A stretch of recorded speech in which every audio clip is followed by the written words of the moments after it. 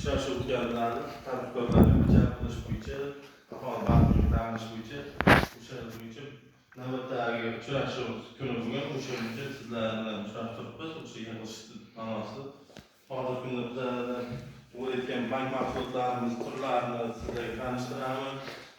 Qanday tariflarimiz, qanday tartiblar, qanday anavlarimiz bor, hammasi bo'yicha tushunchalar berib o'tamiz. Sizlarda qanday muammolar bo'lsa, ularni eshitib masalalarni hal qilamiz joyida. Har bittasi bo'yicha tanib qilamiz.